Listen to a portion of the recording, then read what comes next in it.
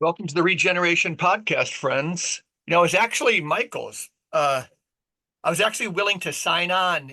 We were going to start recording at 9. I'm glad you're early because I re-upped our Zoom account and they have changes, of course. And I thought like you could show up and I could be fiddling with this thing for a while, but I figured it out. I signed on and I figured I'd start talking. Whenever you joined it, I could cut it out or keep it. But I'm glad you're here. What's new, my friend?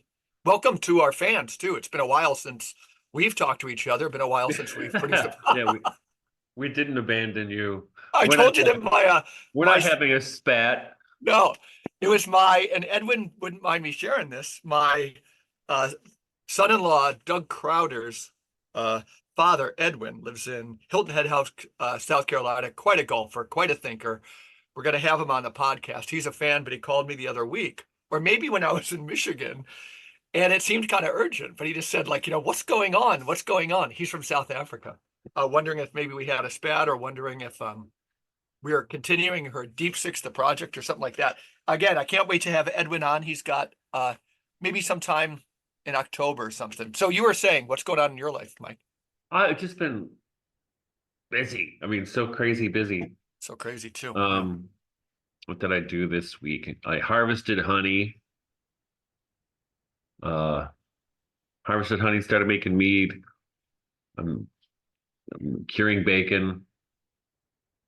Bonnie took the two youngest boys out west to see our kids out there.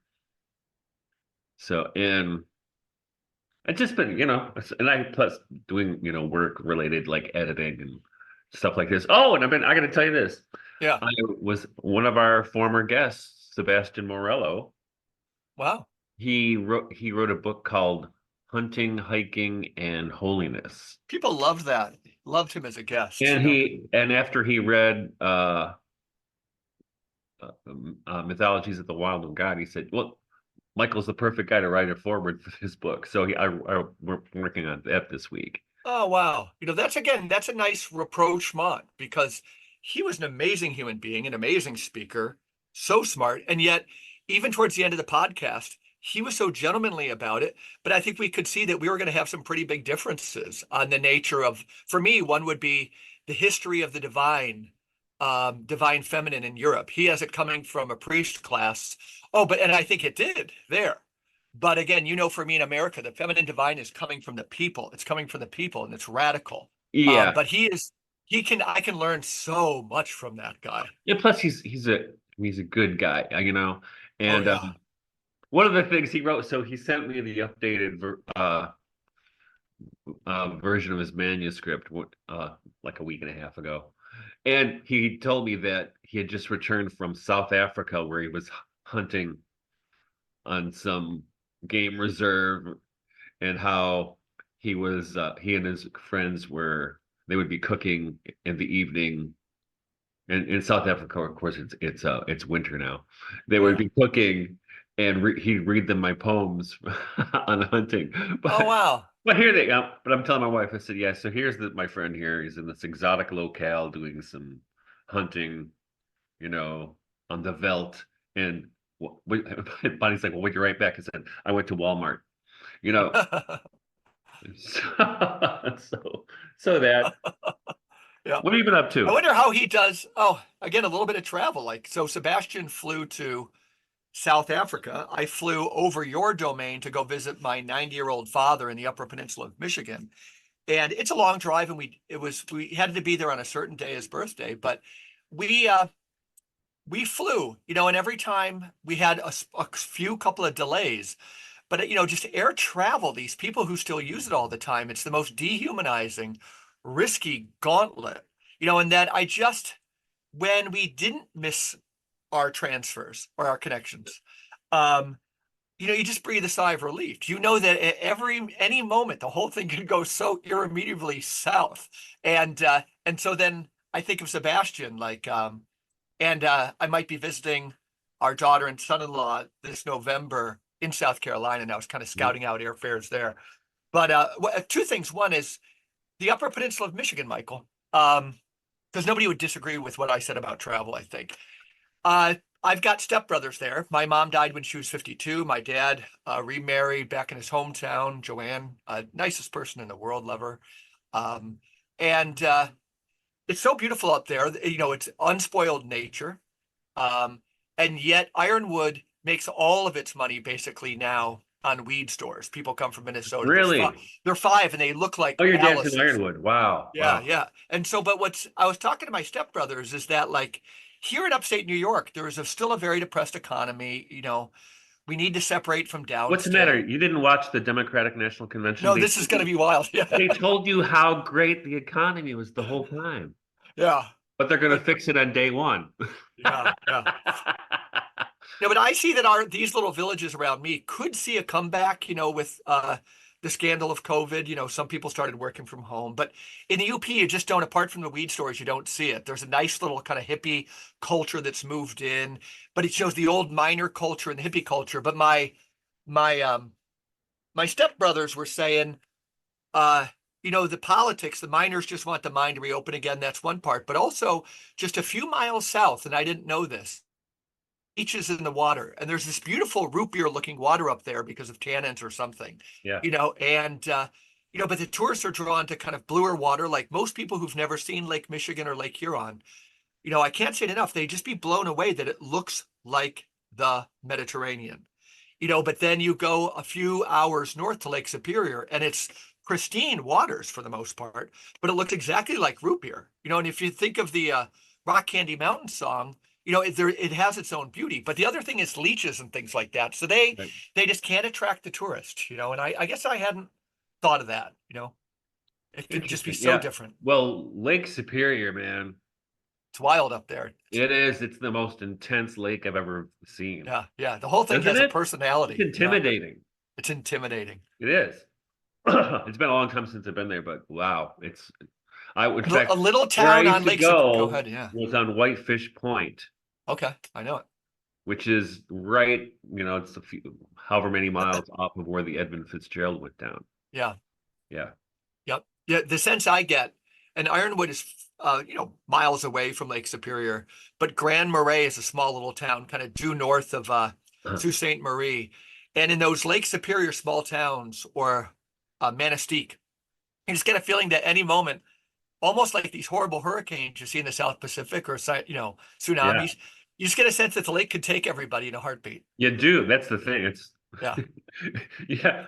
I'm like, yes, sir, to that lake because I don't want to Yeah. piss it off. You know what I mean? No, no, right, right, right. And the posters that are still fascinating to me since I was a child are these huge map posters that just show the places and the amount of lives lost in the sea wrecks. Now that's true on all the Great Lakes, But and in some especially ways, Lake Superior. Superior. Yeah, And yeah, Lake Superior is so deep too. yeah, yeah. They say the percentages. There's something on our Hulu account, one of these documentaries that they feature called The Great Lakes, and I know I'll get the stats wrong, horribly wrong, but you know the single percentage that Lake Superior has vis-a-vis the totality of the Great Lakes is remarkable. And then, you know, obviously, even as a percentage of the world's total freshwater supply, Lake Superior has a story to tell. Yeah. And it's just, again, it's flexing its muscles for the future, saying, you need me and the whole Great Lakes region, you know. Mhm. For sure. Yeah. So what did you think of a Kennedy's? You were talking about Kamala and, you know, the last time, the Kennedy thing yesterday, did you see it? Yes, I did. It's pretty heavy, man. I was It, blown away. yeah, I thought it was probably, it was I heavy. think in my lifetime, it's the most powerful speech I've ever seen. I told my son, you know, and again, I think the lesson is going to be don't get, you know, I'm big on scale. Don't get drawn into national politics. And I tend not to care. You know, in upstate New York, you can vote third party because your electoral college votes are always going to the Dems. So apart from some prudent things I do, I'm definitely, you know, like we train ourselves in spirituality. I'm a trained localist. But you know, I pay attention. The whole Trump phenomenon is interesting. It's really funny. It's mythological. It's archetypal. But this seeing that speech, I tuned into it. My body tuned into it. And in the middle of it, I looked over at my son and I said, "Oh my God, this could be a drug, but this is fairly exciting." And then you see Trump tweet moments later saying, what would you think of RFK being the CIA director, right? Oh And yeah. a huge portion of the culture that listens to Joe Rogan. I don't really. I like him. I wish I did. Tucker Carlson. I like so much of what he says. I don't listen to that many podcasts. But that whole world must have vibrated, almost like seismic. Well, watching Twitter or X after that, it was I would say it was a vibe shift. Yeah, I mean, and plus at the right the day after the DNC ended, talk about taking the wind out of their sails. holy Um, cow. but the thing is with his speech, I mean, there was nothing I disagreed with. No, no. No, I mean, big pharma, big ag, evil, yes. Collusion between corporate America and the government to suppress Yeah, free yeah, speech and other things. yeah. He was so Check. clear. Yeah, So all the clear. stuff about health and children. Check, check, right? Yeah. Just And bringing being chronic anti-war. disease. Yeah. I mean, check, check. I mean, who I can't believe, and I know, and you know a lot of people too, Yeah. who are, I would call them, left-leaning Catholics or even right-leaning Catholics. Mostly it's left-leaning Catholics, you know, who you would think would be anti-war. At least they used to be. But now they're all, we have to defeat Putin, right? Yeah. And I can't, and I just, it's insane. It's absurd. It's And I've been totally anti-war 100% absurd. Yeah. for my entire life, and and that's just, I mean, gosh, what is it? They say every 90 days the deficit goes up another $1 trillion Yeah. because we're funneling money into Ukraine and wherever else. Yep. He took a Crazy. stab at the monetary dynamics, the geopolitics meets monetary. He mentioned BRICS and so forth. I think like Guido would be able to unpack that better. But who cares? I mean, he's gets so much right. And again, I can proudly say I've never voted for Trump, but I never hide the fact that in the past two elections, I preferred Trump over the opponent, but I thought they were both be disasters. But again, last night to say how it kind of drew me is to think, holy cow, even just to say in New York, it still won't matter, but to say yes to that, what he was saying. Well, and plus that message of unity, right? They're Yeah. calling it the unity party.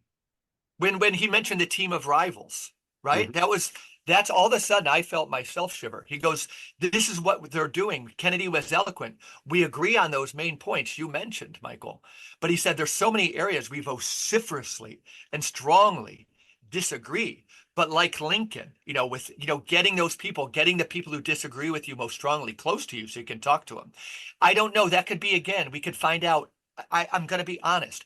We could find out, and I might wake up in a couple days and say that was all a pipe dream. And probably it will be. Will he? Trump tweeted, how about RFK for CIA director? My oldest son, my youngest son lives at home. We've talked about it. My oldest son, Peter, he immediately goes, Dad, that's not going to happen. That these things are too powerful, too powerful. And yet still I wonder. They both have seen, they both had a tryout for this through the Kennedy assassination for Robert and Trump's assassination and his first term. They see how this game is played better than most. And if they join forces on that, they might be able to start untangling some Well, threads. I well, don't it's know. the interesting thing is they I'm as far as I'm concerned, they were trying to take Trump out of the last month. Yeah, It was not just some random kid, right? I don't think it was, and we'll I see. know. Yeah, And of course, RFK Jr. has been saying those are the same guys who took out his father and his uncle, right? yeah. But now what are they going to do? Are they going to they can't take them down now I because don't know. everybody will know that that's exactly what it was. And I think they realize they're fucked, you know? Well, you're saying they're kind of in a no going back moment now. My son Peter, and I'm between you and him, would say no, they're really crafty. And Guido would probably say, I'm not so sure I agree with him, but Guido would say they're 5 steps ahead of us You would, even yeah. here.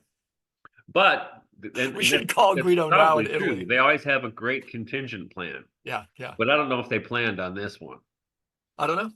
And the other thing is, I mean, Oh, wait, I should have thought to call Guido. That would have been fun. yeah, We it could do would be. another one this week and just bring him on. We should Yeah. talk. But I was one of the things that was occurring to me, with I mean, there's so many things. Say Trump won and gives RFK a cabinet post or something. I mean, there are so many jobs he could do, like Yeah, yeah, attorney general. yeah. That'd be pretty. Well, when he articulated his desire, so they could say CIA director, that's wild. But even if he was, director of health and human services, the goal to clean up the totally corrupt CDC, the totally corrupt FDA, that's a real likelihood too. It's all, again, I don't know what to think. I'm very dialed in as our Well, and listeners. the other thing that what came out this week, when they started dropping those rumors that he was going to endorse Trump, would be when they sent out what's her name? What's her first name? Shanahan, Yeah, Nicole Shanahan, and they sent her out, kind of doing reconnaissance, yeah. But I was so impressed by her. I haven't seen her speak. It's just I a thought name she I was know. super impressive, and And she what's was her role supposed to be? well, actually, what she was saying, at least that's what I heard, is that she didn't. If Trump were to win, she would not want a cabinet post because she's got her sights set on governor of California, Okay. which would be that poor state.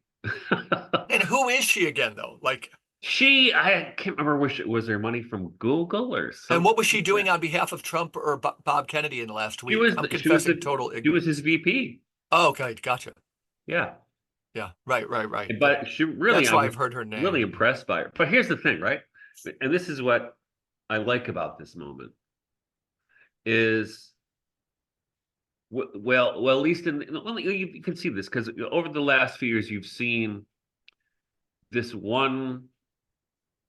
There's a place where you could say there are a kind of Democrat and a kind of Republican, just to be simplified, Mhm. that are drawn together into a coalition.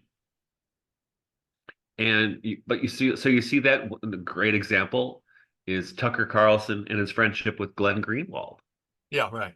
right?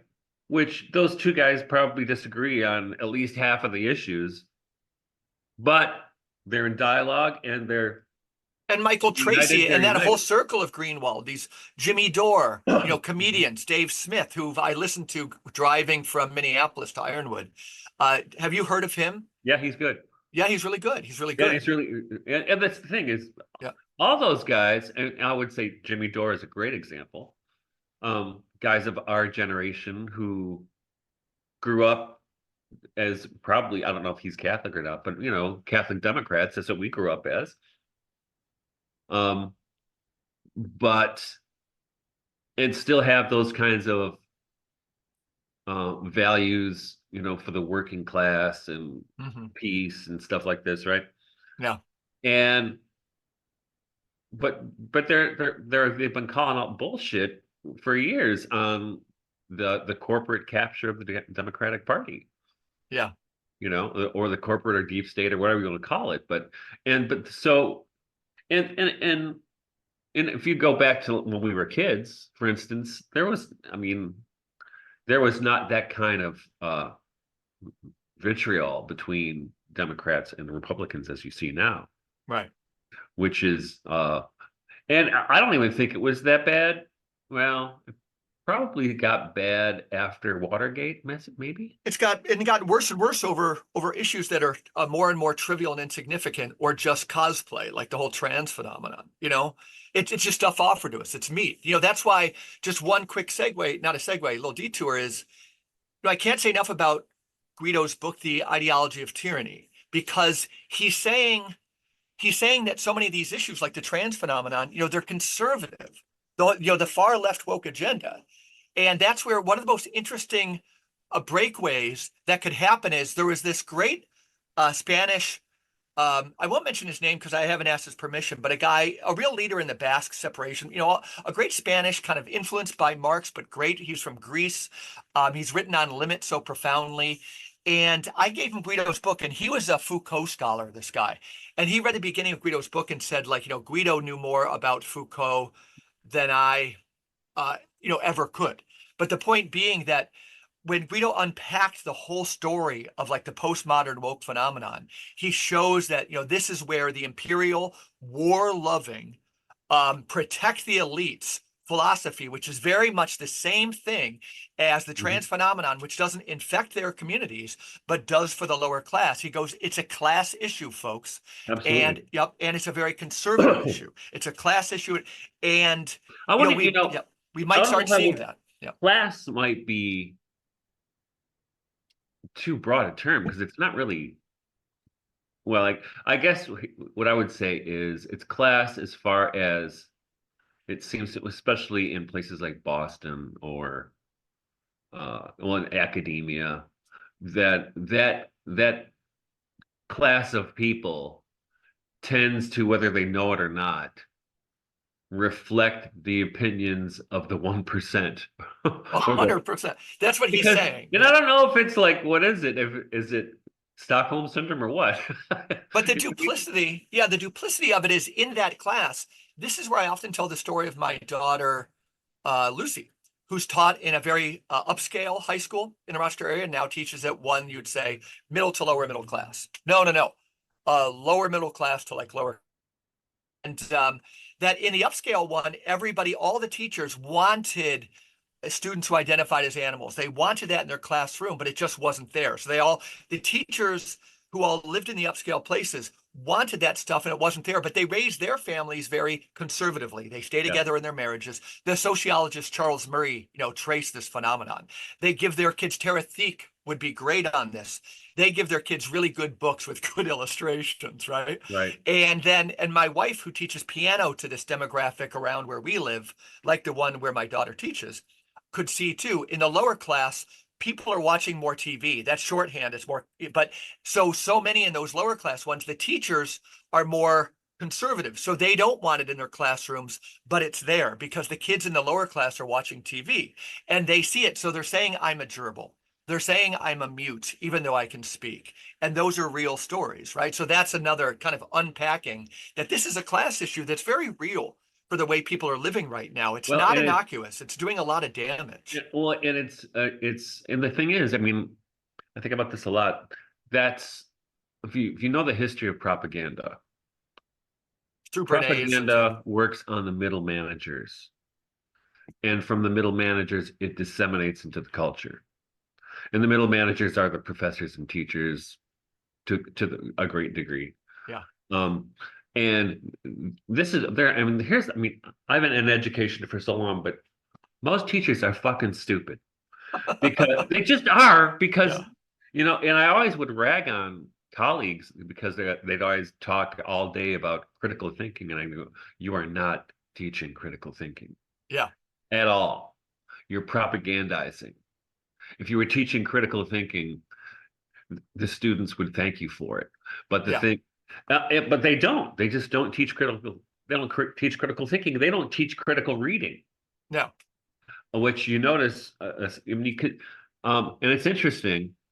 I would say that part of the shift over the last generation or two in English studies, in teaching, teaching of English, An area you know well. Well, I do, but Yeah. it's the emphasis is on rhetoric, not on reading or deciphering. So students have a really difficult time, usually, unpacking a dense text, even when it's not so dense. Because they don't have, no one's ever given them the tools to do that. All they do is they learn a set of arguments. Whether it's for feminism or whatever, right? They learn that set of arguments and they just apply that to everything, which is probably what happened is it happened when critical theory invaded the English department, and that's all it became. It was no longer, and the other side of that is, it's much more valuable, but the kind of, and I don't want to use this word really, but the reactive or reactionary response from the others, the great books kind of people, and I'm kind of a great Right. guy, Yeah. but the Western tradition, which I also support the Western tradition. Yeah. But the thing there's got to be a way to do that where you don't have to be an asshole about it, No, but you it's know? solely analogous to what we were just talking about in politics, isn't it? You know, the elites kind of play a certain just plasticine, caricature image of the right versus left. So you have Alan Bloom versus like some Pomo, and they're missing the whole important thing. And again, that's kind of what Guido's book skewers. It's what other people, Yeah. to be honest, have skewered so well, Christopher Lasch and so forth. But And I think but I think the other part of it is that um like I remember was it this year? Was this year? January, where I gave that lecture in Hillsdale. yeah, And I remember I told you how impressed I was yeah, with the students and the faculty and the whole vibe, right? And that's the second time I gave a lecture at Hillsdale.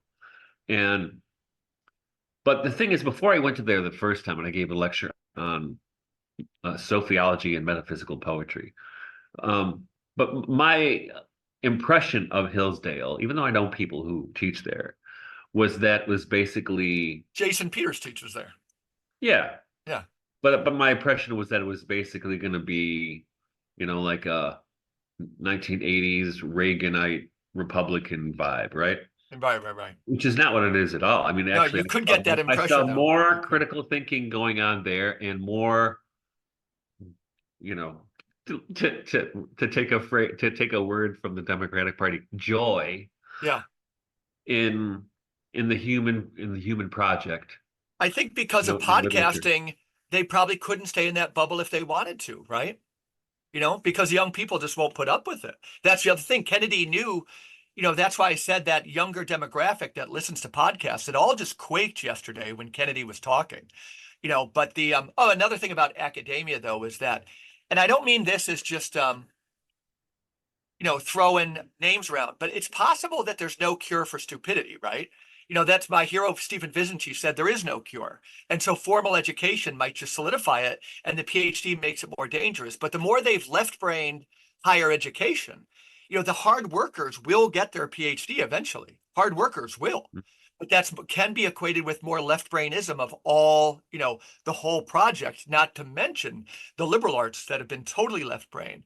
And so you do have that. Then these people get there and they're not very intelligent. They might be stupid. And then they really get interested in the power game and the professionalization of things, right? That's And it. yep, it's a huge problem.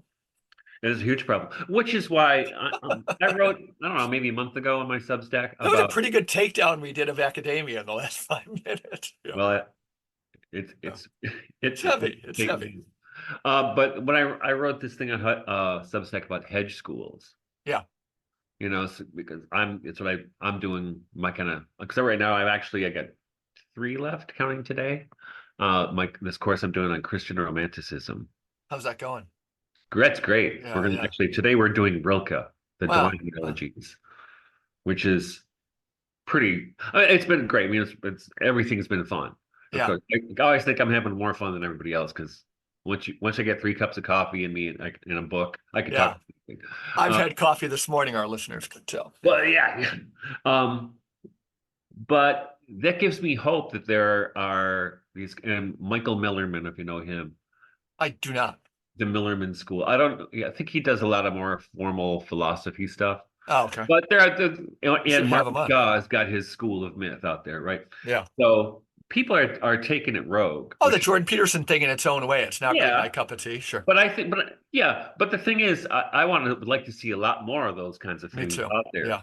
because, well, like, you might take a course from me, you might take a course from Jordan Peterson. I mean, Jordan Peterson, you know, when you hear him talking about his field, he is brilliant. Oh, he When is he's talking about totally. psychology, Yeah. it's when he gets into other stuff, I'm like, okay, Yeah. settle, stay in your lane, Jordy. But Yeah.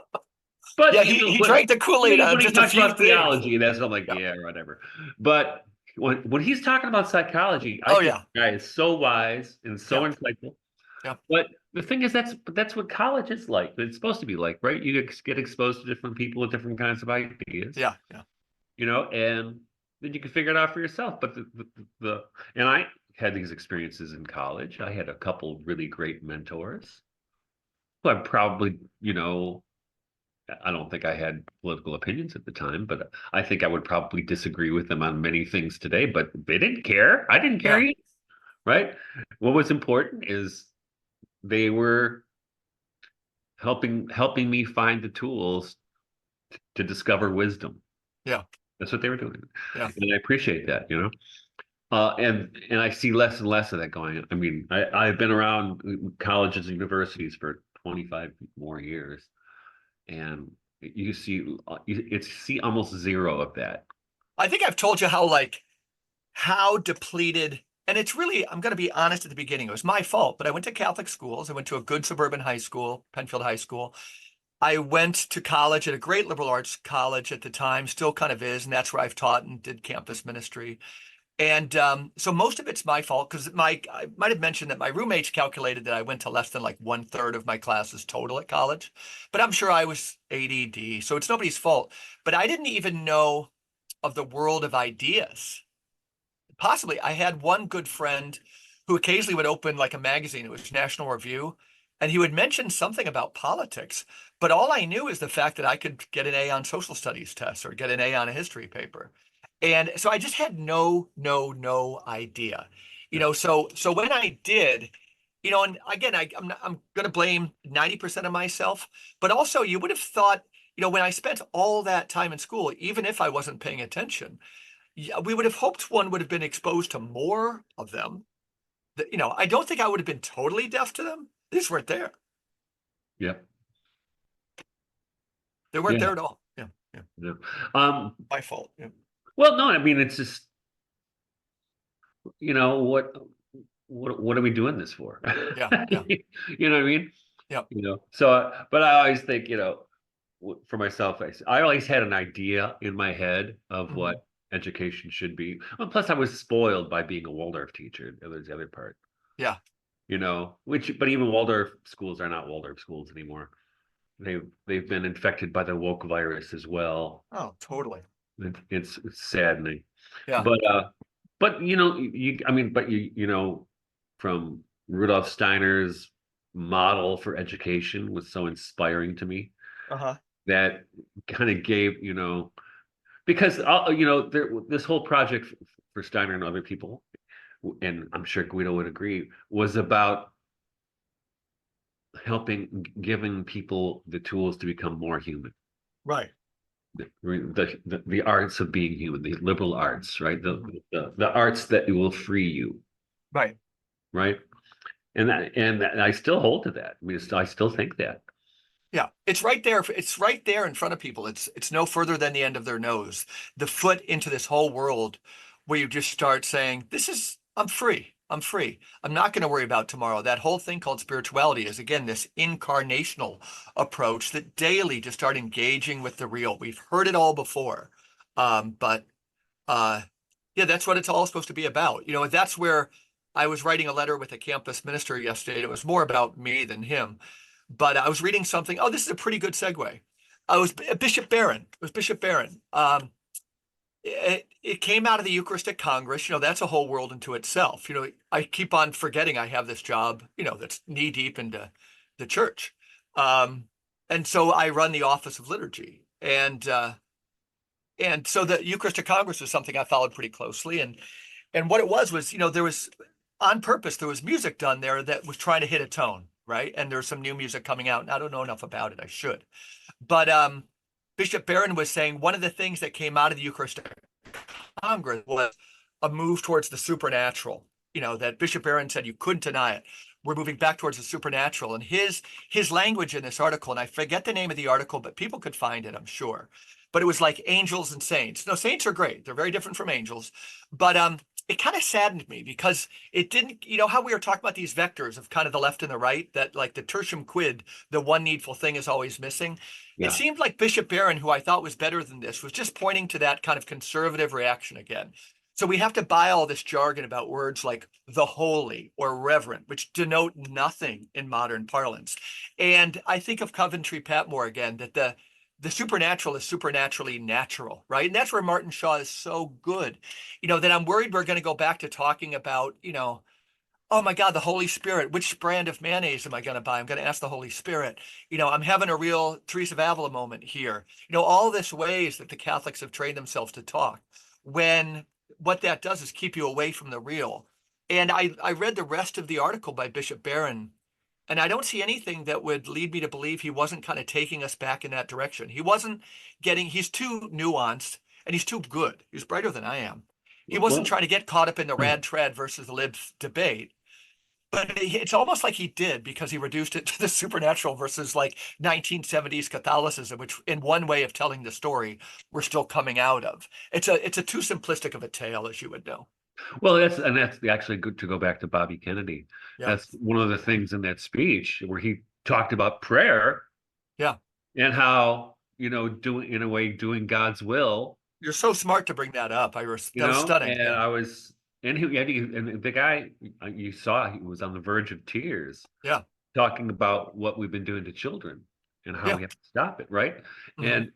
And you think, it's a, even people, here's, we were talking about left and right coming together. Naomi Wolf, I mean, you don't get any more left than being Al Gore's campaign manager, but who has been vilified by the left for her stances on what's been going on with health over the last, especially 5 years. Right. But she's another one, right? Who is on that kind of misty border, but that's showing a And kind of it's a mushrooming. coalition. Yes, it's mushrooming. We're naming names that people know, but But they're all talking about this as a spiritual battle, yeah. and they're, and you would never expect Naomi Wolf to do a series on Genesis, Hmm. which she's been doing, I think, for about a year. I don't watch them. I mean, I don't have time to watch everybody's 2-hour podcast, but she's been doing this, and this is not something I would expect from your typical lefty, right? Yeah. Or political person, secular humanist, right? Hmm. But they're all invoking that. And Bobby Kennedy is. You see Tulsi Gabbard, she's another one, right? Who's Hmm. also invoking the language of the spirit Hmm. to talk about our times, and to talk, Yeah. which is good, right? I mean, we could be, who knows, there, this could be like the darkness before the dawn. There could be a new kind of American transcendentalism that comes out of all this. Who would be fun to talk to about that would be our friend John Michael Greer. He Yeah. loved our podcast, and he lost his wife this year and all that, but I wonder, so I'm thinking he would be somebody who would think this could be something, and he's playing with that, I brought it up several times, the idea of the change figure, Trump marching upstream and Mhm. leaving all the institutions, but he himself could be a buffoon. But he still sees us. He can tell that story of Trump while he still sees us in a period of civilizational kind of Spenglerian Yeah. decline. And how would you rebut what you would think John Michael Greer would say, that yeah, this is an No, I epiphenomenon. see it. Yeah. But I wouldn't say it is civilizational decline. It's But a Caesar type thing still, don't you think? Does anything about no, this I think we're in Kennedy thing? I think, but the thing is, it's like the alternative modernity. There's another stream going alongside the mainstream, right? Hmm. That sometimes bubbles up, sometimes doesn't. But I really think right now we're in uh, a dark ages. Hmm. And I think, out of the dark ages came the Renaissance, Sure. or, came first the medieval Renaissance, but then, the Renaissance proper. Yeah. And I'm not saying those things are all cyclical necessarily, but where there's, what did Yogananda, Paramahansa Yogananda, Uh-huh. what he said about I met some cool people who what he just said say about I have to Detroit. read him. He came to Detroit one time, and somebody said, "What do you think of Detroit, uh, Guru?" And he said, "Hey," and he said, This is gonna be It great. takes a great like a powerful light to make so dark a shadow. Wow. Wow. You know, I think and I so I think we're going through that. Could be, could be. And to almost to go back to John Michael Greer, um, is that he's the one who told me, and I think I'm oversimplifying it, is even during the decline of Rome, we could say we're in the decline of this kind of empire thing. It's not like you have to wait. The Dark Ages weren't bad. Things started getting better for the poor pretty quick. They literally did go just kind of kill the rich people and take their money. And then yeah, the food systems were disrupted. But this, I was thinking of this yesterday during Kennedy's talk again, which keeps coming back. He's talking about, chronic disease and the focus on horrible food. There's something analogous that must have happened in the Roman Empire with food, because he said people started growing like backyard vegetables and the lower class became healthier, you know? And Yep. kind of embracing life more, even if they had less food. Like we might worry about having less money, so we can't buy as many Big Macs and, have as many channels on Hulu. But, so they could call that decline in the metrics, just like when they talk about progress. This is where I disagree Yeah. with Jordan Peterson. Jordan Peterson, and it's a foundational problem, unless he's corrected it in his thinking, is he thinks again that if you took somebody who is living at the subsistence level and like beat him on the head and dragged him in and put him in a factory making $5 an hour, he sees that as an economic gain because he begins with mathematics, not with the reality. He's a scientist. He's a left-brainer. Well, Go and, ahead. and yeah, and that's and John Michael is big on deindustrialization and degrowth and stuff like that, which I don't know how that all works, but I think he's right in his book, Our Retro Future. I think that's what it's called. Yeah. Where, you know, eventually the toys are gonna lose their sheen, and we're gonna be thrown back on having to have skills and knowledge. Yeah. And one of the things he points to, and I think this is really wise, and I see this a lot because I live out here in the middle of no place, is that he points to if you go to like Civil War reenactments or Revolutionary reenactments, or here, just a couple miles away from here, there's what do they call it? I can't remember what it's called, but they have frontier days, so they have like demonstrations, like Chelsea. guys Yeah. making arrowheads out of mica or whatever, or showing you how to shear sheep or tan hides or whatever they're doing. And they're actually making, a lot of them make bows, like uh bows and arrows from trees. Yeah. But these guys and blacksmiths, they have all these people with actual skills who can actually do things. Yeah.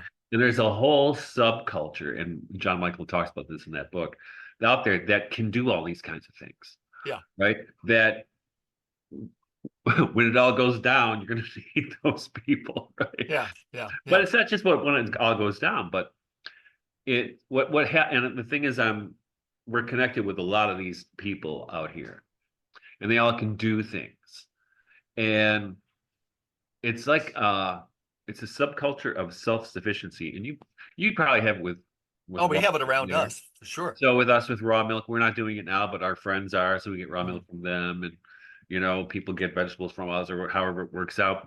And it's not just barter, but it's cooperation, Mhm. right? And it's a hopeful sign. Yeah. And I think that, go ahead. But Yeah. it's the anti-archons. It's the anti corporate model for everything. It's the Mhm. anti-BlackRock, right? Mhm. So and I would call that well, actually, after I get off with you, I'm gonna shoot up to the Amish store because it's donut day. We have Amish donuts right up the street. Yeah, It's actually, I long gotta and get some sugar. donuts, but I actually Yeah. run a bread too. It's So closer to cotton candy than a donut. That's what I want to tell them. It's delicious, but it it's is. closer to cotton candy than it is to a Those traditional brothers donut. know how to make a donut. I'll Yeah, tell yeah. you that It's much. just sugar floating in It must air. be the beard. I don't know what's a beard, what it is, but Yeah, yeah. but anyway, but even with them, there's this kind of network out here. It's not as strong as it could be, but it's there, where people cooperating with each other, and I was, in fact, my friend Drew, who just came in here because he left his phone here last night, and he left already. We were talking about this last night, and so right, maybe 3 miles away is the woman where I got my bees from this year. Okay. So we're talking, this, and I met her at that one of those reenactment things up the road. Very cool.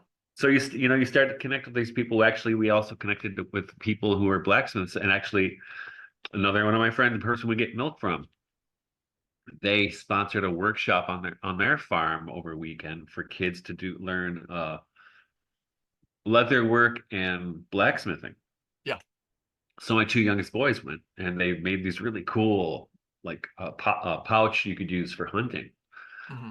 and they also made some hooks as blacksmiths, Yeah. Right. Right. Right. which was cool. I mean, I didn't learn how to do that when No. I was No. 13. And again, it's But right there. The kingdom of God is right there. yeah, Again, there could be as a way of measuring growth, economic, gross domestic product and so forth. And to kind of to take it back to John Michael Greer and my preference for the local, you can see a downward trajectory, but like in a bubbling cauldron, one of my favorite, Celtic images, when something's going down, something's coming. And from John Sullivan, my favorite Catholic writer, when the sea's receding, it's breaking on other shores. If you're paying attention to the stock market, folks, eventually we've run off the cliff years ago. I don't know how long, but take your energy out of that and your attention and your love and your heart and place it back in things that are real. Start doing it now because they're growing. Some things are going down in the cauldron, some things are percolating. And that's exactly Ivan Illich, right? He yep, was talking about convivial tools. It's almost like saying, sure, it's no problem. God gave you the power to take transportation beyond the level of the bicycle. He goes, but if you have the eyes to see, the bicycle is about the perfect place. You move about 15 miles per hour. All you people who have cars now, even fast cars, and Teslas, whether they're battery or not, electric, it's all irrelevant. People are moving at about 15 miles per hour between the time it takes to go buy your Tesla, to charge it in, to take it to the mechanics, to get a new engine in, a full new engine in a couple of years. You're still moving at about 15 miles per hour. So wouldn't a world with bicycles and more trees and less smog be more pretty? And the whole point I'm trying to make is the kingdom of God is always right there for the taking. And we have wisdom figures that have pointed it to us. And we need to, like your schooling, we need to start enacting this now. well, and it's also kind of a Chestertonian distributism, right? Yeah, I mean, a real one, and not the cosplay version, right. and well, it's when there was I was interviewed by somebody about distributism, and one of the people was like your old school Catholic lefty, Dorothy Day person who's all about the politics and less about, who was probably a never Trumper, probably going to vote for Harris, and I was just like, who cares about the fucking politics? And there's like there was I think it's a song or an album cover by Frank Zappa, and it's "Shut Up and Play Your Guitar." Yeah, yeah, right, right, right. You know what I Yeah. mean? Mhm. So I have kind of a "shut up and play your guitar" attitude toward a lot of those things. Just do something, right? Do something Yeah. creative. Uh-huh. You know, and what and this is what I have found. Okay, but let me hold you there. I'm going right back to you. Help people. I'm teaching at a community college. I have a PhD. I'm in so much debt. I am teaching English. I do love English. Um, I've got a mortgage. I love my husband. We're struggling. We're living in an apartment. We can't afford much. What can I do towards the do something? Learn skills. Okay. Whether it's and that's the thing here, and I learned this as a Waldorf teacher because the kids in a Waldorf school learn all these different skills like book binding and Mhm. handwork and woodworking, carving, Yeah. and knitting. And they learn all these skills, and the thing is, what it does is it bestows on them a type of competence and not only the skills like that, but also music, the exposure to history and learning and stuff. The way it's taught, at least the way it's supposed to be taught in Waldorf school, and what happens is you end up with a person who is competent and not intimidated by the world. And Right. so when people who are, suffering from anxieties of modernity, like debt and other things like this, which Or real. almost unavoidable. Mhm. But to learn how to do real things Mhm. and have real conversations about real things, because those are the things that bestow meaning to life, not not even voting. I mean, the things that bestow meaning to life are these the smallest beautiful things, right? Mhm. And then for me, it's we're lucky to have, since we've been here, starting to get connected to this network of people I've been talking to you about. Yeah, yeah, yeah. You Again, know, we saw and that. Yeah, go ahead. and it's because you really, then you realize you're kind of doing distributism as much Mhm. as you can. It's there. It's probably it's almost you can't. It's probably not there in cities because cities are not conducive to it. But it is in the countryside. It is the countryside is conducive to that kind of network, Yeah, yeah. right? So which is good, and because then you're doing things again at a human scale. Yep. And I see most the of the people networking out here growing are more and trying to more do every it year. outside of the corporatocracy, Yeah, right? I mean, you're never we can't totally be out of it, yeah, but you can be a lot out of it. We are with especially with our food. We're you know not entirely, but mostly liberated from the corporatocracy. Mhm. And other whatever else you can do to do that, to be engaged in the real, to be, to learn, even as people learn mushroom hunting. Mhm. You know what I mean? Yeah, Those little tiny things, which don't sound like a big deal, but you have enough of those little tiny things. You don't have to be an expert at everything, but yeah, a yeah. little bit about this, a little bit about that, right? I was at Central Tractor early in the summer. And again, so even if we see glimmers of that, I don't know a young person who's not totally interested in it. And their hearts actually say to even talk about it makes them yearn for like a lost childhood because they go, it's not even possible. And yet it is. And you were eloquent on that. But uh, well, I forget what I was going to say previous to that.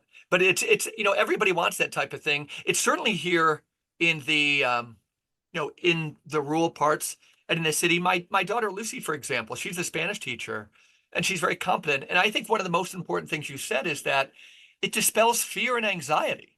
If for no other reason, do these things. But she's always taken interest in crafts. And right now, as a teacher, she's starting a side hustle because we've had all these weddings in our family of just producing, like, she's the one who makes these regeneration, and she can do Okay. real fancy stuff, right? But she does little signs on fabric for weddings when people come in and say, like, groom's party here, flowers, is interested in that kind of whole scene. And just, it's just kind of a side hustle. But I would say, if I was talking to Lucy, I wouldn't say she's good at business, which I think she's going to be, and she's also a fantastic teacher. I would say she's confident, right? That's the important Yep. part. Yeah, she knows who she is. And it's all about that. It's not about survival, right? There's bigger stakes in this game to become more human. Well, yeah, and that's what I think, I love the prayer and the liturgy, protect us from all anxiety, right? Yeah. That because that kind of, I mean, but modernity breeds anxiety, Yeah. you know? And but the antidote to that is engagement with the real, Right. and it doesn't have to be, a grand project. That's the whole vector. That's the whole like template I use with my kids. You can see it. We just call it circle line circle. There was once an essay in like Tikkun magazine by this Jewish mystic, Mark Gaffney. He's interesting. I think he's gotten caught up in, I don't know. He's interesting. Ken Wilber knows him well. But the basic idea of circle line circle from the womb, or no, Michael, you would know it well from Barfield, just the threefold schema of participation, Yeah. alienation, and final participation. Where we are in culture, according to what you just said, is that a participation is the rad trad thing, right? Going back to the womb, going back to the crowd instead of community, going back to the primus, the primary east, the primary feminine, again, the womb. It's the first part of an orchestral symphony, that original harmony. Alienation is that discord in the harmony. It's teenager. Civilizationally, Steiner would see it. We're in this period now. And instead of Consciousness. going backwards to the Shire, to where, everybody, there's group unity, there's no anxiety, but you're still in the womb. We have to push forward to that higher level, what we're all calling reality. And the food for that, John Zazoulis, the great Eucharistic scholar, the Russian theologian or Greek theologian, would say the Eucharist is the memory of the future, right? For so much of us, the memory, it's the food that is the memory of the future. For so much of us, memory is nostalgia. Christopher Lasch was brilliant on this.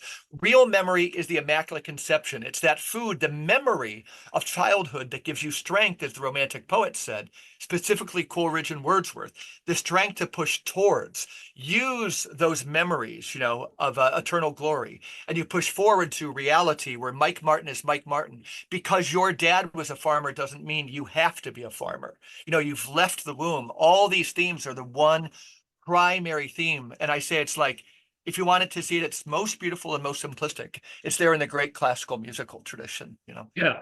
And also, in T.S. Eliot, Sure. in four quartets, it's basically what he's talking about.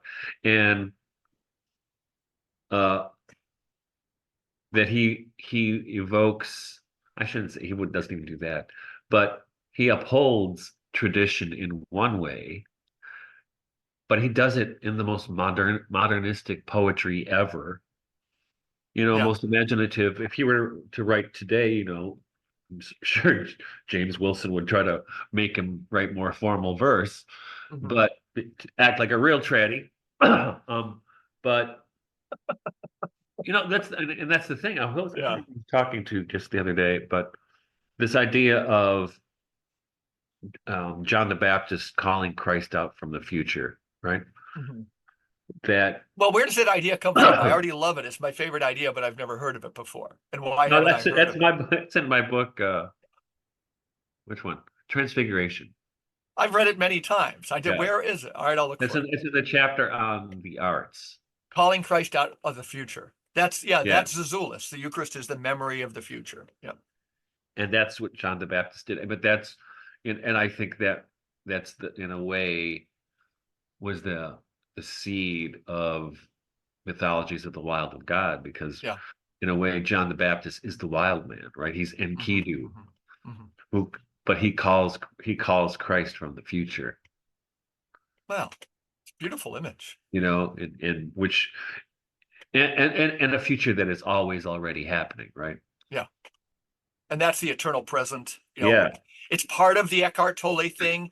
Steiner, in Tolle in conversation, I think would be able to unearth a more clear rendition of that. But let me also say that, don't you think, when you were mentioning T.S. Eliot, I guess I hadn't seen him that way, that I think Christopher Promick was with this last podcast. He's great.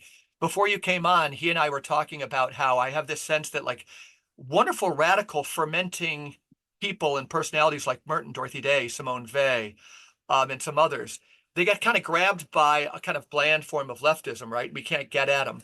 Do you think T.S. Eliot has been domesticated by the right? Yes. Okay. Who else has been? Ezra Pound? No, I don't think anybody wants to touch Ezra Pound with the 10. But he's too good on currency, right? Perishable currency is there. He is good, though. Yeah. I mean, his anti-Semitism notwithstanding. I know, but you know who needs him? Like we need William Blake, and William Blake's good on basically all things. But Thomas Jude Germanario, who's one of the most pacifistic writers and people I've ever met, he was there with us through COVID. He's great on looking at the anti-Semitism, and he's honest about it. But he almost says that Ezra Pound is totally necessary. No, I agree, but I think right now nobody's touching him. But right. In fact, I have been trying to find a copy of the cantos. I had one a long time. I don't know what happened to it. So I've been at used bookstores lately looking for a copy of the cantos. Yeah. But his book on the Troubadours is fantastic. Never read it. It's really superb. And he was the one who straightened out all those. Well, he straightened out T.S. Eliot, right? Okay. No, tell me. You didn't know? No, I didn't know. I don't know if it was the Wasteland. I think it was the Wasteland that Elliot showed him a draft of it, and I guess there was a section of the Wasteland where Elliot kept starting lines with, perhaps it is this, Hmm. perhaps it is that, and perhaps it is that. And Pound sent it back with marginalia that said, damned perhaps he. Yeah. And he's Yeah. also the one who told Yates. I mean, this, and he was young. I mean, he was like 20 years younger than Yates or something. And he told Yates, he sounds too old. And Yates Wow. revised all of his poetry. Wow. Wow. That's Wow. why if you get, I think it's the 1935 edition of Hmm. Yates's complete poetry, or maybe it's the earlier one. It's different than the later complete poetry because he Yeah. revised it after he met Ezra Pound. Yeah. I'm And he just was the reading guy, one second. Yeah. Ezra Pound, right? His thing, he told it to all those guys, make it new, Yep. make it new, which is and this is exactly, this is Christ, this is eschatology. Behold, I make all things new. Yeah. That's what poets are supposed to do. It's what artists are supposed to do. It Hmm. doesn't mean make it so new that it's incomprehensible to anybody, because if you did that, it wouldn't. Well, Blake was in danger of that, right? When Yeah. Blake wrote, people like, who the hell is this guy? But he was so far from the future that it took people, critics, 200 years to catch up to him. That's my case for Powys too. They're kind of the same thing. Yeah. But Blake wrote short poetry. Powys wrote thousands of page novels and weird things. But I want to say that my friend Bill Kaufman, we know this name, Edmund Wilson, Oh, yeah. maybe America's greatest man of letters and things. But like what you were saying about Pound is so necessary, right? These people who can just say things, engage with the whole tradition. Um, I've just been reading a lot of Edmund Wilson lately, and I think he's going to be huge for me. He just happened to bump in when he moved up to Talcottsville. He became the sage of Talcottsville. He wasn't looking for it, but he met some Iroquois, now the Haudenosaunee. But his humanity was there. And these people, America has theirs apparently in many people, but Edmund Wilson, and I think it's one of these things like Coventry Patmore that scares us behind Victorian name. Edmund Wilson is so dull in one sense. It's But so Protestant. yeah, yeah, yeah, yeah. And yet there's something so necessary there. A guy who only died a couple decades ago, who engaged the whole thing and truly American, just saw through the American industrial complex, the military industrial complex at its very beginnings, Yeah. defended the Iroquois in the right way, understood their tradition, wasn't looking to be part of any movement or anything. It's just wild that we have these people around us and they're necessary, totally necessary. Yeah. And what you say about Jesus, John the Baptist rescuing from the future is one of the most wild things, Michael. Yeah, I got to go back to your Full poetry. of wild things. Yeah. Yeah, But I yeah. think, I Tell mean, me. but I think that's, uh, well, that's what I mean, the great art. Well, and even the great politics. We talking about what happened with Bobby Kennedy yesterday. In a way, Bobby Kennedy was calling something from the future, Mhm. right? It was a vision. And it's eschatological at the same time. Yeah, You know, it's a revelation. I mean, he's calling for a revelation of, an exposure of well, this is like the book of Revelation, which is both the revelation of the glory of the Lord, but it's also the revelation of the assholes running things, yeah. right? The beast that tries to devour Sophia. Well, put it in conversation with Eugene McCarthy, right? Somebody else who went for a cause heroically, the Vietnam War. He loses, but it began something that got us out of the war. Isn't that maybe the tertium quid that lies closer to my older son, Peter, between this being apocalyptic and this being like a non-starter?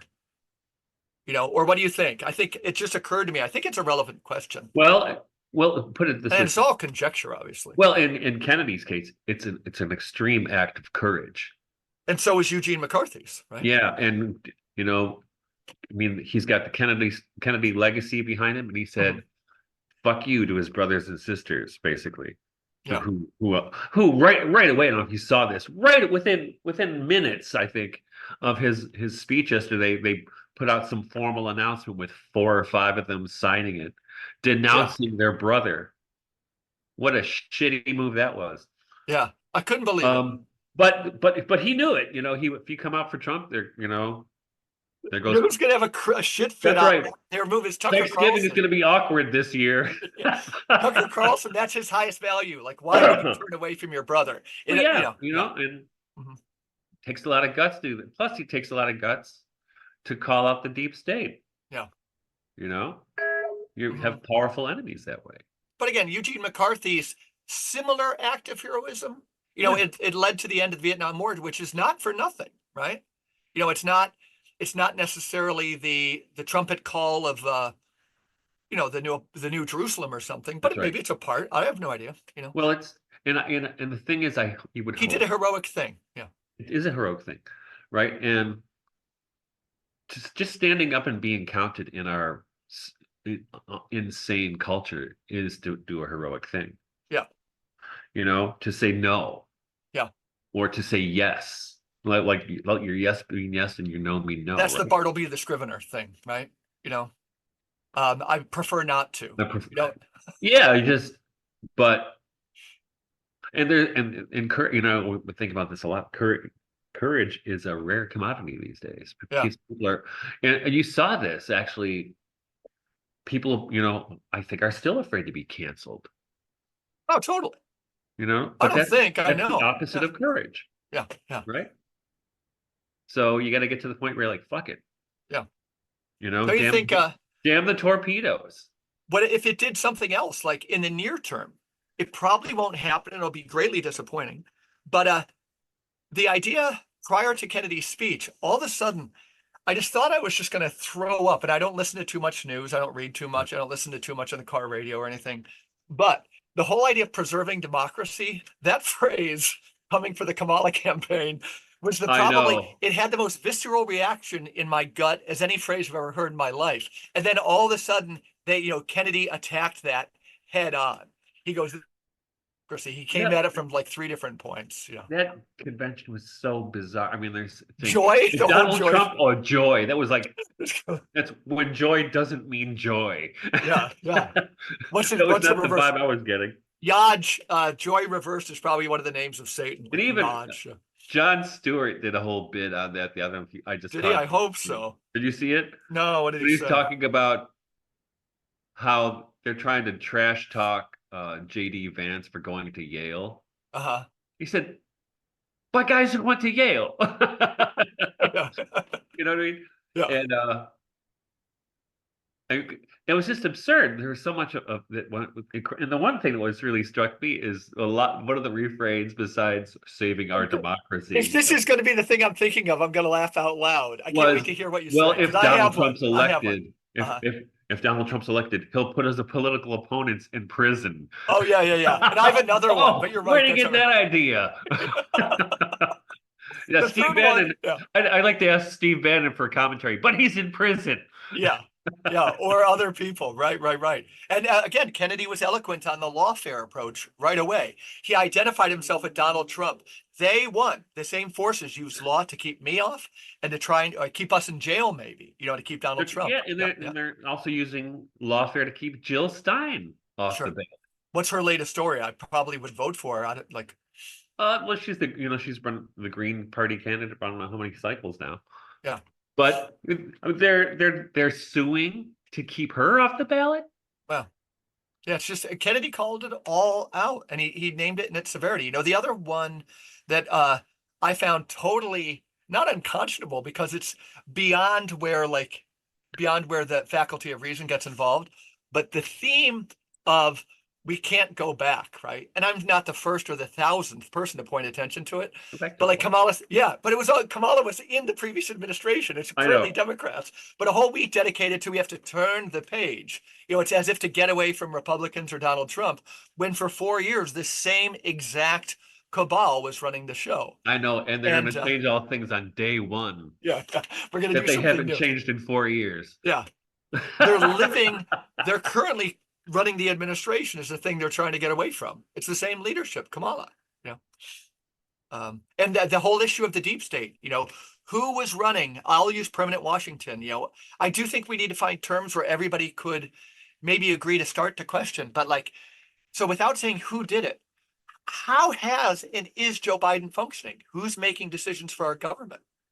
Nobody knows. Nobody knows. And nobody. And the thing is that this is another thing Kennedy called out. And the press's job is to ask those questions, and they're not asking them. No, they're not. No. That's when that's why the only place you see these questions raised are in alternative media. Yeah. Citizen journalists, or whatever you call it, which I like that because, I mean, even though you might agree or disagree, doesn't matter. The thing is, it takes power away from the monster. Yeah. And that's a good thing. Do you have a few more minutes? I want to ask you about another theme. Like if we named the show, give me a title, and you can do it later. But another theme in Kennedy, because obviously we've come back to his talk. I'm not embarrassed to say it. Again, I realized one thing before I ask you the question is in New York, Kennedy will not be on my ballot, right? So I'll vote for Jill Stein or something, because he said he's not going to be in those states that She are might not be already. on it either. Oh, true. But we'll see where that goes. But how about the theme in the talk and your feelings about censorship? They were front and foremost, right? He talked about Facebook flagging content, and the example he used was so barbaric. I forget the example. Well, we've been censored, Mike. Yeah, it's so crazy. I've been Well, censored. I have. So now, so when I used to drop like one on my old blog, and I would drop one on Facebook, for instance, yeah, maybe in a couple places on Facebook, within a few hours, I'd get 500 hits. yeah, Now, if I drop something on Facebook, nobody sees it, and I might get, especially if it's my Substack, and it gets no visibility. yeah. Because I was in so much trouble with Facebook, they just squelched my account because during COVID I was talking smack about all their protocols and stuff, and I was right, but it doesn't matter. Even if it didn't matter if I wasn't right, they were my opinions. Yeah, right. Right, but they shut it down, and we know for a fact that they shut people down, even small accounts like mine, at bequest of the government. Hmm. Right, and that's what we saw. And actually, I just saw something with Joe Rogan, the clip the other day, and he's right. I can't remember who he was talking to. He said, if Elon Musk hadn't bought Twitter, we'd all be fucked because we wouldn't know what's going on. Yeah. And which is precisely why I got on Twitter even before he bought it. But how highly do you rank Elon Musk? So we talked about Guido before. I'm not saying he's controlled op, but don't we have to, another theme is Kennedy's speech, but this idea of a third way or the hidden middle or the tertium quid, isn't Elon just kind of a larger force that takes us into transhumanism? I know he stands with this because of his son, I but think he's complicated. yeah. You know, And I could be accused of being a perfectionist or something. no, I mean, I think he's a Not in complicated myself, figure, certainly. but Yeah. but I think what does happen, and I talk to Bonnie about this all the time. You'll often see, uh, over the course of events that somebody will come out, like Bobby Kennedy. I saw this about him. So Bobby Kennedy comes out with his candidacy, right? Hmm. Or Elon Musk buys Twitter, or what else? I mean, Tulsi Gabbard's another one they do it for, or Naomi Wolf. Hmm. And they come out, and what almost, in fact, I shouldn't say almost, invariably what happens is right after they start to draw attention, you start to see rumors floating that they're really controlled opposition. Yeah. Well, who do you think's spreading those rumors? Who do you think's filters I figured this out way back in the Obama administration, when all of a sudden But okay, go back. I'm not so sure I saw the ones about Tulsi as controlled up. I see her Oh as they yeah. try to paint her as a radical, as they did with Jim Webb 3 elections ago. Or They always do okay, this. because Guido would say the same thing in a different way, probably. That I don't know. I can go both ways. The thing is, they Hey, I say didn't that, hear that much of these people, and here's the but I thing. trust you. I trust you. Yeah. No, that well they do, and Yeah. I think when people are starting to get attention from the public who might be leading them into a different direction. Yeah. Immediate. In fact, there was something today, a news story from the Globe and Mail or something like that, Hmm. about Bobby Kennedy. Some guy he knew in college says Bobby Kennedy sold me cocaine in Uh-huh. college, which would have That's been funny. 50 years ago. Yeah. Right. Which, oh yeah, wow. He must be a major dealer by this point. Yeah. No, I get you. But they, and the thing is, they flood it, and sometimes those people could be controlled opposition. Yeah. But they say about everybody, and I think the point being, I think they want to destabilize the information that's out there, and they want to destabilize our ability to assimilate information. Yeah. So, and we know that the I CIA agree with you on that. infiltrated, Operation Mockingbird, and and what they would do, they would, say a journalist in the New York Times in the 1970s would publish 80% true stuff, Yeah. maybe 90 or 95. But when the CIA needed a favor, they published some not true stuff. Yeah. So how do you just which ones? How can I tell which is true, which is Yeah. not Yeah. true? Yeah. This Yeah. guy's usually really trustworthy. This must be true too. That's where Edmund Wilson is so great, because in his time, again, like if we realize this has been going on for so long, like you say about Operation Mockingbird, he's writing for the New Republic, and I don't want to embarrass the New Republic because it's probably seen several ones, but he's writing for them, and you experience all of a sudden, like you wake up and it's another entity running the show. So this is rare, but he's a man of integrity, so he resigns right away. Yeah. And that's what people say, like think of NPR, how like all of a sudden, almost overnight, it became a house organ for something. um People need to follow these phenomenon, but really sane men of letters, we need to be able to talk about this thing. Yeah, NPR is a great example where I wouldn't say trusted, but I would at least listen to NPR for the Oh, whole. trusted for their viewpoint. But once COVID started, I couldn't listen to them anymore because No, it was no. just starting, and in an hour of programming on All Things Considered, you'd have 50 minutes about that was basically COVID propaganda. Yeah. And I was like, fuck this, I cannot listen to this. But I'm trying to find something. I saw something yesterday, which is actually speaks directly to our conversation here about uh, controlled opposition. Let's go here. It's the whole thing of controlled op is an interesting thing. We know it's a reality. And I know it's here. Hold on. So is the Here it is. concept of Here the it is. useful idiot. I don't know who Chase Geyser is, I don't either. but I've shared this thing this morning. He said, I spent months thinking RFK Jr. was a CIA plant because his campaign manager is former CIA. I thought the whole reason he ran was to split the vote and usher in the Democratic candidate. It now appears his entire race was for the purpose of gaining enough influence to ensure a Trump victory against the deep state. I didn't get it. I was wrong. Today, RFK Jr. became the Kennedy they stole from us. I saw that too. What do you think of that? Well, that's exactly what I'm saying. Is that Yeah. people were saying this about Bobby Kennedy early on, Yeah.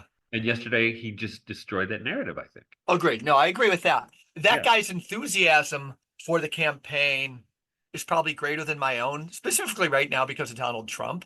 Yeah. I think people say that like all of his campaign fundraisers now are with, and this would give a point to like Guido or somebody we need to have on to disagree with us. But the idea that all of Trump's money right now are coming from hedge fund managers and everything, right? Who is he too deep in bed with, right? Who is he, and so that, but they've always, in my opinion, to give Donald Trump the credit he deserves, they've over exaggerated those, like the urinating on the face of some lady, in Russia and all this stuff, or that he owns things that he doesn't own and things like that. But he's mad as hell. We know that. He's a guy, they use lawfare and everything to come after him. He's mad as hell. But is this controlled op? Like, are they 500 moves ahead of him? Or do you naturally get in bed with some people who come and say, now I want my pound of flesh? No, I think we saw that because if that was the case, they would have let Trump stay in office. They would have? They would have. Yeah. If that were the case, they wouldn't have rigged the last election. Let's say it's two factions within an even worse faction, right? Like, in the days of the Boston Brahmins and the Texas Oilmen, it wasn't strictly Republican and conservative. I mean, Republican and Democrat. But there can be an idea that they're two horns of the same bird of prey. Yeah, I understand that. But I think they would, they wouldn't have disrupted him being in office if they could control him like that. I don't disagree. Yeah, that's what I think. But has he? Some people are saying he's more co-opted now, with the with what he's had to do in the follow-up to January 6th, which you and I have the same opinion on. And I'm not saying I agree with him. I'm really not. And that's not only to say I feel bad about disagreeing with you, but right now I just don't know what I think. Well, And it would be fun to have somebody like Guido on or well, I somebody don't know who's, either, but they yeah, did try to kill him. yeah. You know what I mean? Yeah. And it wasn't until That's he where I after stand he right now. Yeah. well, and it wasn't until after that assassination attempt, which some people also tried to say was an op, Yeah. that he called out the White House, that until that point they had not given Bobby Kennedy Secret Service protection, Hmm. even though he had requested it multiple times. Yeah. Right. Right, and the reason they didn't grant his request is because they want him dead. Yeah. Could be. That's there's no Mhm. that's it's well, put it this way, maybe they don't want him dead, but if he's dead, Yeah. No, you and know what I'm I mean? I'm open to all that. Really am. But I Yeah. think that's why they wouldn't, and that's Uh, I how would just you answer why didn't they? Because they thought they had him controlled by other means and then he went well, rogue? It's possible. Again, do you think they were so late in starting the talk? I don't listen to these things, and I did. What I was doing was reading Edmund Wilson as my phone was on because I think I just got alerted to it by chance. I was inside from gardening, and I saw on a text it was going to be at 2 o'clock, and I think it was like 5 to 2. So I put it on my phone, started listening. Then all of a sudden, he wasn't showing up, but I got more and more interested, and I don't think it started until 50 minutes later at the yeah, earliest. And I wonder after what came out with whether there were negotiations going on till the last second about. Yep. could have been, Yeah. Yeah. yeah, but I think to me it's clear anyway that with all the lawfare on Trump and all the bizarre trials, which are just bizarre, they do Yeah. not want that guy in the driver's seat. No, you're right. Right. I mean, they just don't. Uh, Now, for what that reasoning is, I can't say for sure, yeah. but I think the argument that the guy is an anti-warmonger. He's the opposite of a warmonger, right? It Mhm. didn't start any wars. Yeah. And that's not good for BlackRock, Agreed. right? Agreed. And it's not good for the industrial military complex. Um, and I mean, we come on. I mean, I've said this to students, I don't know how many times over the years. Why is there still war? Hmm. Oh, it's a big one for me. There's still war because it's good business. Yeah. It's good for business, and Mhm. it's a good way to filter taxpayer money into BlackRock or other, Sure. No, all no, those. I think it's that dark. It is that dark, and I think as evil as we think the structure is, it's probably 100 times more evil. Yeah, no, I don't disagree. I wonder, so you have people who start doing really well in real estate or something. Then they're so rich, I think they get bored. They get really bored. Like this yacht that went down, that guy had what, 12 staff or 15 people. Um, and it's what we do know is I can state it clearly, friends and family, and anybody who's listening. I never want to live in that world. I don't want to live in the world of like almost one socioeconomic class above me because Yeah, I think it's harder to stay connected to the real. Um, and so, yeah, I think you swim in those waters and weak personalities, again, I think to understand this world, you need to put the role that power plays more than money because some people have so much money they wouldn't know what to do with it that they right, just start getting involved in sick games. And I'm not saying we should be sympathetic to these people, but we need to, like a Christian anarchist, will need to um I don't know, we have to be honest, always speak the truth like you do so well. But for my own kids or for students I've had, I try to say, I hope you don't spend all your time going down this labyrinth, and you would agree, even though we're talking about it. Right in the corner where you live, make sure you don't spend too much time on screens. yeah, Don't get lost in rabbit holes. And when you go down these rabbit holes, go there with friends. And when you've lost your sense of humor about it, we haven't talked about Donald Trump, funniest guy in America, that you have to be able to keep, once you lose your sense of humor, that's a real tripwire that, this is not for you. And I'm not trying to say this is elite stuff we're doing, because I don't spend much time on it. What we're doing is we saw something on TV and we reacted. What's your Yeah, thought? and well, and yeah, I mean, And we get back to like national politics. That's those where, again, I worlds, don't know where I stand. yeah, geopolitics, and I mean, all I know is we shouldn't have wars all the time. Mhm. We shouldn't have censorship all the time, right? We should have clean food and water and air. That's Okay? great.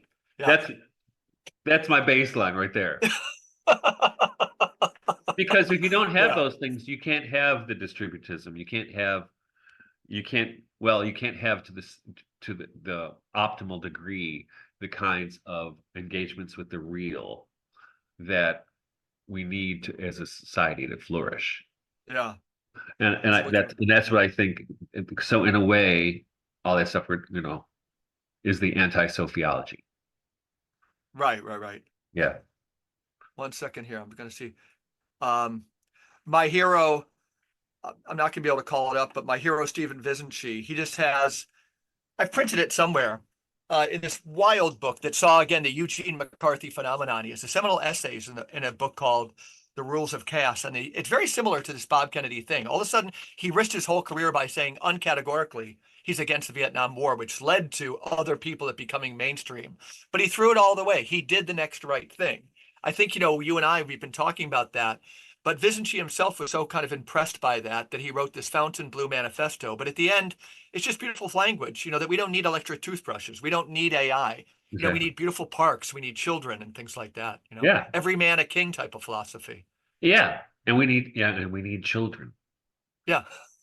And actually, the most horrifying thing of the Democratic convention was the abortion bus. Yeah. Did you catch that? No. You didn't catch it. They had No. Planned Parenthood. I'm not kidding. This is not a joke. People thought it was a Uh, joke. It's not. They had a mobile clinic where they were giving out free abortions and free vasectomies. wow. Can you believe it? Yeah. I remember when they used to give out those fake straw hats and little miniature American flags Hmm. at conventions. But here they're giving out abortion pills and vasectomies. Wow. Well, yeah. I want to tell people in New York State Free. to vote against the ERA coming up. It's a referendum on our ballot this fall. It's one of these things in a very democratic state. They use the idea of an equal rights amendment, but inserts age in there and what they can do, with a 12-year-old having the same rights as wow, wow, Oh my wow, wow, God. wow. Yeah, Yeah, that's bad yeah. news. Um, so interesting. So Michael Martin, what are you doing when you get off this again? You're going to Went to the Amish store that's right. and what else am I doing? I'm going to order some chickens today. I want them to grow up when it's darker at night. When I have chicks and it's like, it's light till 10 o'clock, I tend to close my chickens in. Then I just hate it Right. because they don't always, new chicks don't want to mix with the old flock too much. Where to have longer nights is so much easier. So I'm going to get some babes if they're around, or I might order You some. might, yeah. Do they have? They might have them. What I do to acclimate the new chickens to Yeah, the, tell me. I have like a bigger cage Okay. that I'll put out in the chicken yard with the new guys in it, Yeah. and I'll just have them there for a day or two with the door shut, and then I'll feed them inside there, and then after a day or usually 2 days, I'll open the door of the cage, so they'll still go back and forth, but then Uh-huh. the other chickens are used to them by then. Yeah. Because otherwise, if you just throw them in there, the other chickens will beat the hell out of them. Yeah, I could get them. I could get so they wouldn't beat the hell out of them, but it was getting them into their evening kind of small But coop. they get trained, and the other They ones do. train them. Yeah. No, I've seen it. Yeah. And sometimes it's not super pretty, but the longer nights I do think would make it easier. Don't you agree? Maybe. I Yeah. don't know. Because they smell each other, I think, all at night, and they or their eyes are so bad. So instead of getting those blinders on them, they get really Yeah, used but to each other. you'd have to make sure you let them out right at the crack of dawn then. Oh, sure. Otherwise it's like a prison drama. No, and I would do the nights in addition to what you're saying. I tend to put them in proximity to each other for a few days, Yeah. and then they actually sleep, the little babies, and they have a heart trap. I just kind of close them in there, then I open it in the morning. Well, Yeah. So what else am I doing? I think I'm almost caught up on stuff. We have our last crops I've put in. I gotta make sure they stay watered. Kale, No, peas. kale. I love kale because you put it in spring, it lasts till It winter. does. Yeah. But you But I could still just be planted planting it. Spinach. some radishes, and I think we Okay. have some spinach and stuff out there, which is kind of interesting.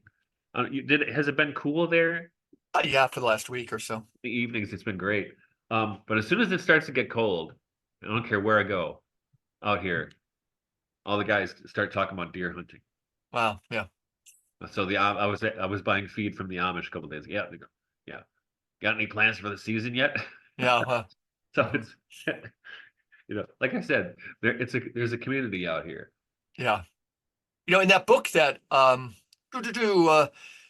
of my friends who listened to the podcast, Steve Sprecher, a soil scientist, you recommended a book from an English lady who's still alive on the English kind of seasons during the liturgical year. Uh, Harvest. winters in the something. Yeah, I Yeah, started that, and it's really great. What she helps me do is that, for years we homeschooled and our kids ended up in public schools at some time or another. We just never took school seriously. But she has autumn in those ancient festivals. Autumn things, that whole feeling of Thanksgiving starts now, right? yeah. That because of the school calendar, it dominates everything.